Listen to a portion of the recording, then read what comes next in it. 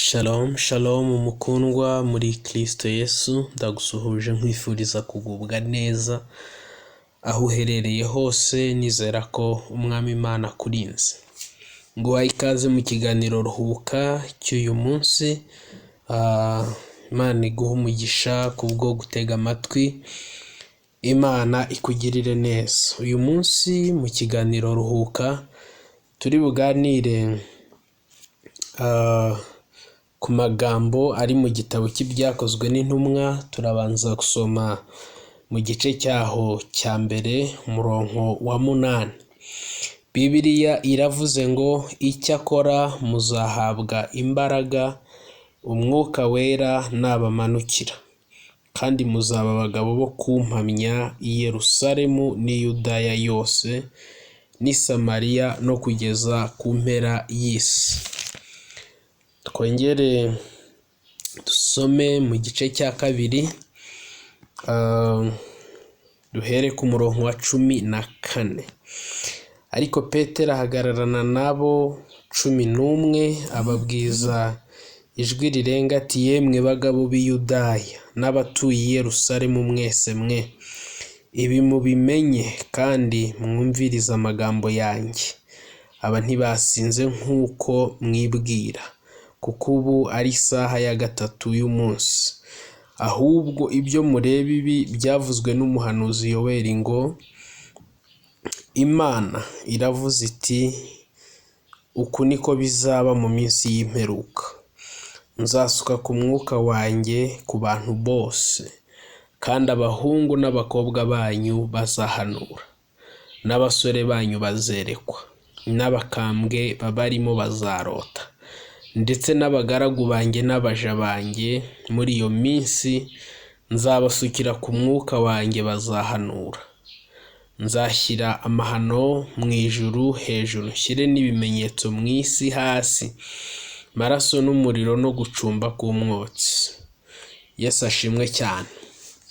Reka tube nk'abagarukiye hano, hanyuma tuganire kuri iri jambo. Ndashaka kukubwira ibintu nka bingahe. Yesu yabwiye intumwa, arazibwira ngo muzahabwa imbaraga umwuka wera nabamanukira. Muri make yarababwiye ngo umwuka wera namara kubamanukira nibwo muzabona guhabwa imbaraga zo kubasha guhamya, zo kubasha kumpamya mu mpande zose z'isi. Yesu aba ari kubwira ibi hirya mu gice cya kabiri. Umwuka wera amaze kubamanukira nibwo koko bambaye imbaraga, bashira amanga, barahamya. Petero atangira guhamiriza imbaga y'abantu. Abantu barimo batekereza ko basinze, abantu barimo batekereza ko hari ibindi bintu byabaye, kuko umuntu wese wari aho yumvaga ururimi rw'iwabo akumva arimo ararwumva. Birabatangaza cyane rero, kuko abarimo bavuga izo ndimi bari abantu badaturuka muri ibyo bihugu ngo wenda babe bazizi, ariko umwuka wera abahesha imbaraga zo kubasha kubimenya, zo kubasha kuvuga izindi ndimi, kandi umuntu wese wari aho akumva. Uyu Petero uri guhamya ibi, uyu Petero uri guhagarara agahamiriza abantu, akabwira ko Yesu wa wundi bishe bakamubamba ari we uri gukora ibyo bari kureba. Mumwibuke ko mu gihe cyo hambere, mumwibuke ko mu bice byabanje yihakanye Yesu, avuga ko atamuzi. Petero aragaragara mu buryo bubiri. Hari uburyo bw'umuntu utaruzura umwuka wera, niho hariya yihakanaga Yesu. Ariko agaragara mu bundi buryo bw'umuntu wuzuye umwuka wera, noneho ari guhamya Yesu. Ndagira ngo nkubwire wowe uri murumvira ijambo, ntabwo ushobora guhamya Yesu imbere y'ibiri bugushyire mu ngaruka, imbere y'ibiri bukwambura ubuzima, imbere y'ibiri bukwambura akazi, imbere y'ibiri bukwita irindi zina, imbere y'ibiri bukwambura icyubahiro. Nta mbaraga zindi zagushoboza guhagarara ukavuga ngo reka mbahamirize Yesu, uretse kuba hari imbaraga z'Umwuka Wera gusa. Ni igiki abantu ba none babuze? Ni igiki abitorero ba none babuze? Babuze izi mbaraga, babuze izi mbaraga z'Umwuka Wera ngo babashe guhamya. Kandi nicyo dutegerejweho, ariko kubera yuko umuntu udafite izi mbaraga z'Umwuka Wera areba ingaruka mbi ziri bumuzeho ziturutse ku guhamya, agahitamo kuvuga ngo aho gupfa none napfa ejo. Abandi bagakoresha imvugo ngo nubura ubwenge ngo Imana izaguta, ariko bakabikoresha bagambiriye kwirengera. Guhera igihe izi ntumwa zuzuriye Umwuka Wera, batangiye guhura n'ibintu bikomeye, batangiye guhura n'ibintu bibatoteza, batangiye guhura n'ibintu bishyira ubuzima bwabo mu kaga, ariko kuko bari bafite gisunika arizo mbaraga z'Umwuka Wera, bagira ubushizi bw'amanga. Ntibatinya gupfa, ntibatinya gukena, ntibatinya guhura n'izindi ngorane, ariko ku bwa Kristo. Ibi ngibi iyo tubivuga ntabwo bivuze ngo abantu bakene, oya. Ntabwo bivuze ngo abantu ntibakore, oya. Ahubwo biravuze ngo aho uba, aho ukorera, ibyo ubamo, hamya Kristo. Ariko se wabishobozwa n'iki utuzuye Umwuka Wera? Gutangira kw'itorero, nk'uko iki gitabo cy'ibyakozwe n'intumwa nyine gisobanura gutangira kw'itorero, itorero ryavuye mu bintu bikomeye cyane. Ese uyu munsi we wirebye ukareba n'uburyo uhamya, ukareba ikigero uriho, ubona uzasiga murage ki? Ubona uri urugero rwiza? Isi ntabwo izigera itanga umudendezo ku bana b'Imana mu buryo bumwe cyangwa ubundi. Ishyano rizajya risimburana n'irindi shyano, ibyorezo bizajya bisimburana n'ibindi byorezo. Ururimi rw'ijuru ntabwo isi iteze kuzigera irwumva, ntabwo bizakunda. Iyo dusomye mu gice cya 3 cy'iki gitabo cy'ibyakozwe n'intumwa, tuza gusangamo inkuru ivuga uburyo Petero na Yohana bazamutse bagiye gusenga, basanze umuntu wasabirizaga bega, hanyuma barangije ntibamuha icyo yashakaga, ahubwo bamuha igikwiriye. Sinzi niba ubyumvishe, ntabwo bamuhaye icyo yashakaga, kuko icyo yashakaga ntacyo cyari cyaramumariye. Mu by'ukuri yarasabaga bakamuha, ariko nta wari warashoboye kumuhagurutsa ahantu yari amaze igihe yicaye.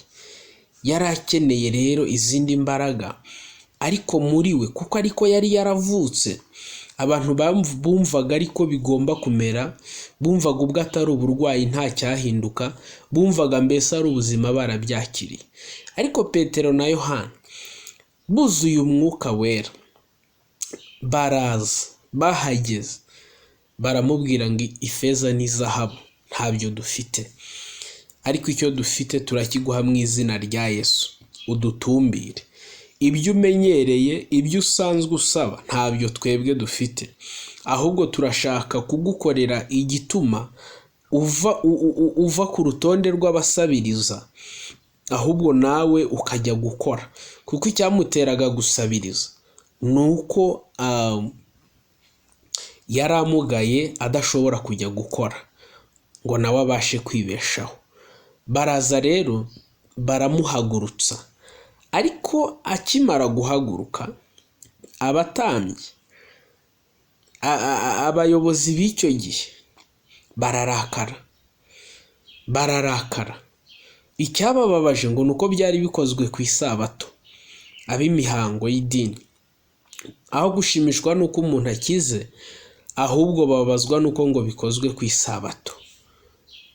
Akaga karatangira, ingorane ziraza zikomeye, kubera yuko umwuka we yaratangiye gukora ibintu bikomeye. Na n'uyu munsi igihe cyose umwuka wera akoze ibintu bikomeye, isi birayigora kubyumva, isi birayinaniza kubyumva ko ari umwuka wera ukoze iby'imbaraga. Ariko umwuka wera arakora, umwuka wera afite imbaraga. Uyu muntu wari umaze igihe asabiriza yarahagurutse, kandi ngo abantu bari bamuzi ari benshi ko asanzwe asabiriza, ko asanzwe aremaye.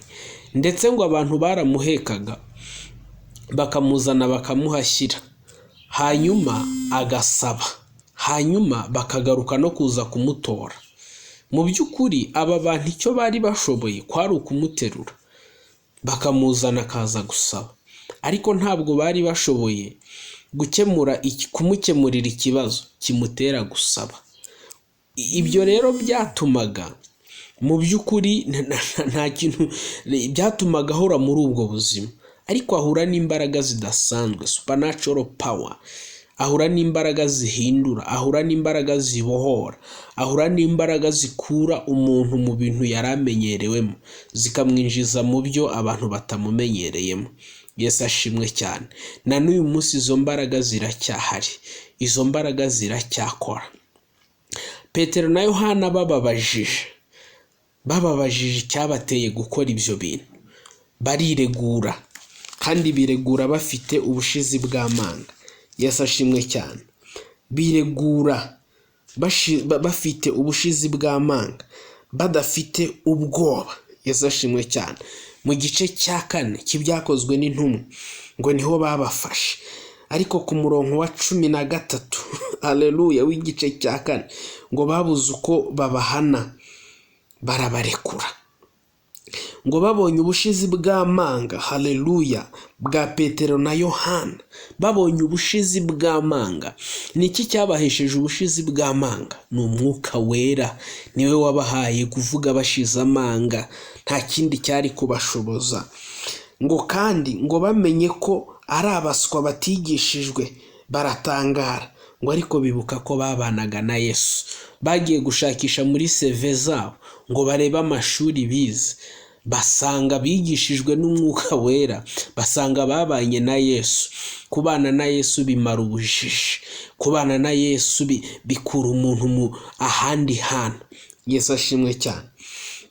Ngo kandi babonye uwo muntu wakijijwe ahagararanye nabo, babura icyo babasubiza, babategeka kuva mu rukiko, maze bajya inama bati, aba bantu tubagire dute ko bimenyekanye mu batuye Yerusalemu bose yuko bakoze ikimenyetso cyogeye, natwe tutabasha kubihakana. Ariko kugira ngo bitarushaho kwamamara mu bantu, tubakangishe batongera kugira umuntu wese babwira muri iryo zina. Ururimi isi tumvaga niki? Ururimi isi tumvaga ntabwo Yesu bamwumvaga, kandi aba ba Petero bari bakataje kwigisha abantu. Hanyuma ngo babuze uko babagira, kuko icyakozwe cyari cyogeye, bakora ikintu cyitwa kubakanga, bakora ikintu cyitwa kubatera ubwoba, bakora ikintu cyitwa kubahabura ngo ntimuzongere kuvuga muri iryo zina, turabarekuye ariko nimugende muceceke, ntimuzongere kuvuga muri iryo zina. Sinzi kuri kumva ibintu bikomeye aha hantu. Yesu ashimwe cyane. Hanyuma ngo bongera kubahamagara, barabategeka ngo bareke rwose kuvuga cyangwa kwigisha mu izina rya Yesu. Umva nawe, ngo bareke kwigisha no kuvuga mu izina rya Yesu. Petero na Yohana barabasubiza bati, umva abagabo buzuye umwuka wera, barabasubiza bati, niba ari byiza imbere y'Imana kubumvira kuruta Imana, nimuhitemo, kuko tutabasha kwiyumanganya, haleluya, ngo tureke kuvuga ibyo twabonye kandi twumvise. Nabo bongeye kubakangisha, barabarekura. Babuze uko babahana, batinya abantu, kuko bose, haleluya, kuko bose bahimbarizaga Imana ibyabaye. Kuko uwo muntu wakorewe icyo kimenyetso cyo kumukiza yarashagije imyaka 40 avutse. Imyaka 40 niyo uyu muntu yari amaze. Abantu mutekereze n'anganaga. Haleluya. Ubu bushizi bw'amanga, nshuti yanjye, urabukeneye. Mu Kristo uri kunyumva, ubu bushizi bw'amanga urabukeneye kugira ngo Imana igukoreshe ibintu bikomeye. Ugubwe neza muri Kristo. Urakoze gutega amatwi, urakoze kubana nanjye muri iki kiganiro Ruhuka. Imana ikugirire neza. Ndakurarikira no gukurikira ibindi biganiro bizajya bitambukaho. Niba utarakora subscribe uyikore kugira ngo tujye tubana, kandi twandikire muri komanteri udusangize ibiri kugufasha. Imana ikugirire neza. Amen.